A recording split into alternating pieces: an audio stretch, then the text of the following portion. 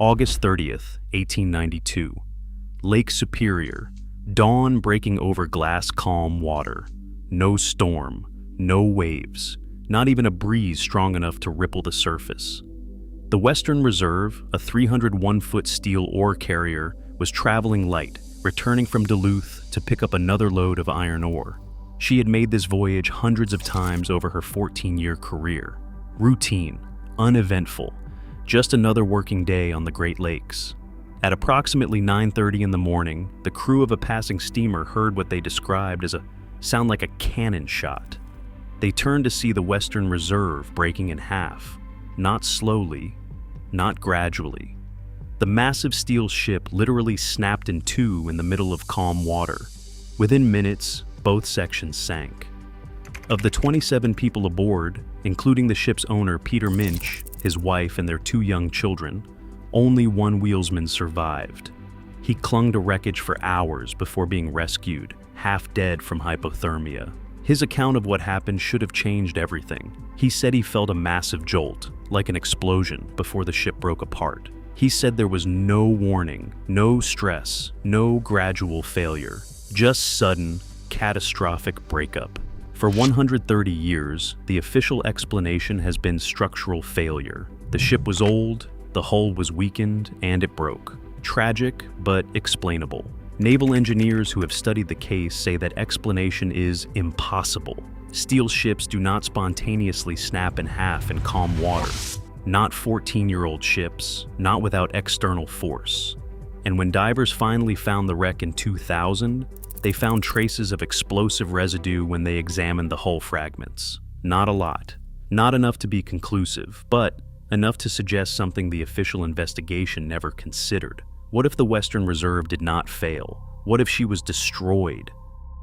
The Western Reserve was built in 1890 by the Cleveland Shipbuilding Company. She was state-of-the-art for her time, with a steel hull, modern propulsion, and a design specifically for the iron ore trade. She was 301 feet long, with a beam of 38 feet, and displaced 2,392 tons.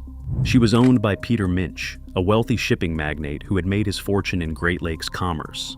Minch did not just own the Western Reserve, he sailed on her regularly, often bringing his family along for summer voyages. In August 1892, Minch, his wife Emma, their daughter Mabel, 7, and son Bert, 3, were aboard for what was supposed to be a pleasant late summer cruise. The ship had delivered ore to Cleveland and was returning empty to Two Harbors, Minnesota, to pick up another load. The weather was perfect, with clear skies and calm seas. Lake Superior was like glass that morning. Veteran sailors described it as some of the best conditions they had seen all season. The Western Reserve departed Duluth without incident. The crew was experienced. The ship was in good working order. There was no reason to expect anything unusual. At 9:30 a.m., approximately 30 miles northeast of Deer Park, Michigan, something catastrophic happened. The only detailed account comes from wheelsman Harry Stewart, the sole survivor. His testimony, given days later from his hospital bed, described what happened. He was at the wheel when he felt a violent jolt run through the entire ship. It was not the gradual stress of a hull beginning to fail. It was a sudden, sharp impact, like the ship had struck something or been struck by something. Almost immediately, he heard a massive cracking sound. He looked aft and saw the ship's midsection splitting open. Water rushed in. The deck buckled. Within seconds, the Western Reserve had broken completely in two. The bow section sank almost immediately. The stern section stayed afloat slightly longer, long enough for Stewart to jump clear and grab a piece of floating wreckage. He watched the stern go down. He called out for other survivors. He heard voices at first, screaming, calling for help. Then silence. He was alone in the water, clinging to debris, watching the spot where a 301-foot steel ship had simply ceased to exist. Hours later, another vessel picked him up. By then, he was delirious from cold and trauma, but his account was consistent. The ship broke suddenly, violently, without warning, and he said it started with that jolt, like an explosion. The official investigation by the United States Steamboat Inspection Service began within days. Investigators interviewed Stewart. They examined the company's maintenance records. They consulted with the shipbuilder. Their conclusion was structural failure due to weakened hull plating. The report suggested that 14 years of service had fatigued the steel. Small cracks had developed. Water entering the cargo hold had added weight. In calm seas, with the ship unladen and riding high, the hull had simply given out. It was a neat explanation. Tragic but comprehensible. Ships age, materials fail, accidents happen. But naval engineers who reviewed the findings were immediately skeptical. 14 years is not old for a steel-hulled ship. The Western Reserve's sister ships, built to the same design and using the same materials, were still operating decades later. Some lasted 50 years or more. Steel does not just snap from age. It fatigues gradually. Cracks propagate slowly. There are warning signs, hull deformation, stress noises, water seepage, none of which the Western Reserve showed. And most critically, steel ships do not break in half in calm water. The stresses that cause catastrophic hull failure require external forces, waves, storms, collisions, something else. Glass-calm seas do not generate the forces needed to snap a 301-foot steel hull in two. Multiple engineers wrote letters to maritime journals questioning the official findings. They were politely acknowledged and ignored. The case was closed. The Western Reserve had sunk due to structural failure. End of story. Except there was one detail the investigation never adequately explained. Harry Stewart described a sudden jolt just before the ship broke. If the hull was failing from fatigue, it would have groaned, cracked, and gradually given way. There would not have been a sudden impact. But if something exploded inside the ship or against the hull, that would produce exactly the kind of jolt Stewart described. The problem was, there was no evidence of an explosion. The boilers were recovered largely intact. There were no scorch marks on floating debris. No witnesses on other ships reported seeing smoke or fire. So, the explosion theory was dismissed, and for over a century it was set aside. Then, in 2000, a team of technical divers located the wreck site using side-scan sonar. The Western Reserve lay in 185 feet of water, broken into two main sections exactly as Stewart had described. The dive team spent several expeditions documenting the wreck. They photographed the hull fractures. They examined the break patterns. They collected small samples for metallurgical analysis. And they found something the 1892 investigation never could have detected: chemical traces consistent with explosive compounds. Not much. After 108 years underwater, most chemical signatures had long since dispersed. But advanced spectrographic analysis detected residues on hull fragments from the break area. The specific compounds suggested a possible low-order explosion, not a massive blast like a bomb or torpedo, but something like a boiler rupture, fuel ignition, or pressurized gas release. The team's preliminary report noted the findings, but it was cautious about conclusions. Explosive residues could have multiple sources: contamination from wreckage, chemical reactions from cargo materials, even natural mineral deposits. But combined with Stewart's eyewitness account of the jolt, the findings raised questions the official investigation had never addressed. What if something did explode aboard the Western Reserve? The most obvious candidate was the boilers. Steam boiler explosions were a known hazard in 1892. Dozens of ships had been destroyed by boiler failures. The Western Reserve had two large boilers providing steam for propulsion. If one of those boilers had catastrophically failed, if a steam explosion had occurred, it would explain the jolt Stewart felt. It would explain the sudden breakup. It would explain the explosive residues.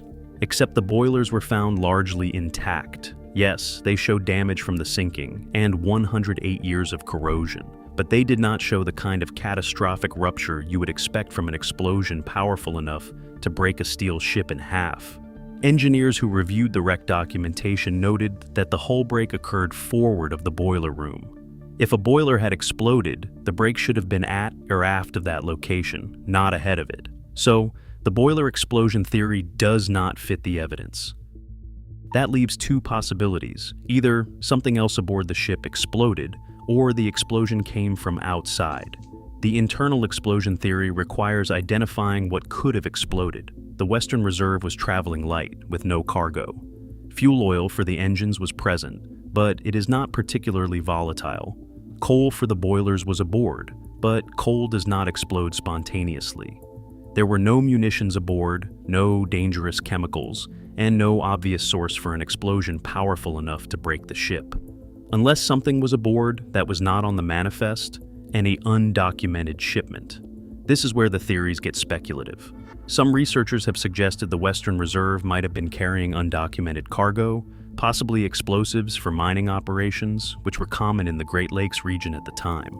Others propose chemicals that were improperly stored. If Minch, the owner, had authorized unofficial cargo to make extra money, it would not have been recorded. If that cargo exploded, the company would have every reason to cover it up.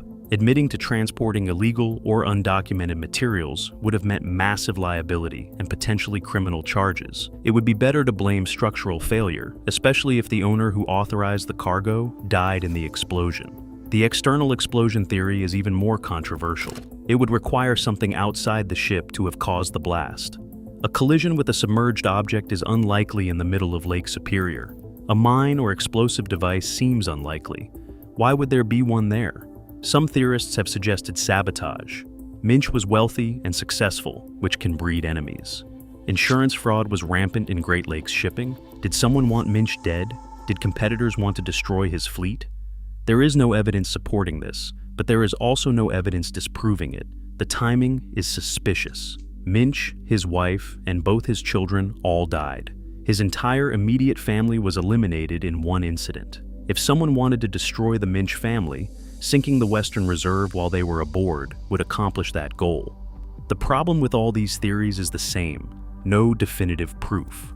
The explosive residues are suggestive but not conclusive. Stewart's testimony about the jolt is compelling but subjective. The lack of structural failure patterns consistent with fatigue is notable, but it does not prove an alternative. What we are left with is a mystery that fits no explanation perfectly. Steel ships do not break in half in calm water from structural failure. That is engineering fact. But if something exploded, we should have more evidence than faint chemical traces 108 years later. The official story does not work, but the alternative theories have gaps too. 130 years later, the Western Reserve remains exactly what she became in 1892, a ship that did something impossible, killing everyone aboard except one man whose testimony raises more questions than answers. The families of the 27 victims never got satisfactory answers. Peter Minch's shipping empire collapsed after his death. His competitors acquired his fleet.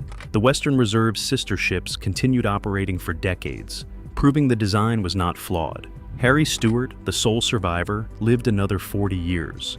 He never changed his story. The ship jolted like an explosion, then broke apart. That is what he felt. That is what he saw. That is what happened. Naval engineers continue debating the case in maritime forums and academic journals. Some argue for boiler explosion, despite the evidence against it. Some propose cargo detonation, despite no manifest listing explosives. Some suggest sabotage, despite no evidence of motive. And a few argue that maybe, just maybe, we are missing something obvious. Some factor we have not considered. Some mechanism that could cause catastrophic steel hull failure in calm water without leaving clear evidence. Because the alternative is accepting that modern engineering cannot explain how a 14-year-old steel ship in perfect working order broke in half on a calm summer morning, killing 27 people, including a wealthy shipping magnate and his entire family. And that is not an answer anyone wants to accept. As of 2024, the Western Reserve lies exactly where she has been since August 30, 1892, 185 feet beneath Lake Superior, broken in two. Her secrets preserved in cold, dark water. Divers still visit the site. Researchers still study the wreck. Engineers still argue about what happened, but the ship itself stays silent. The hull fragments show the break. The boilers show no catastrophic failure. The explosive residues remain unexplained. And somewhere in the debris field, the remains of Peter Minch, his wife Emma, 7-year-old Mabel, 3-year-old Bert, and 23 crew members rest with their ship. Victims of something that official reports say was structural failure, something that engineering says should not have been possible, something that one survivor insisted felt like an explosion, and something we still cannot prove 130 years later.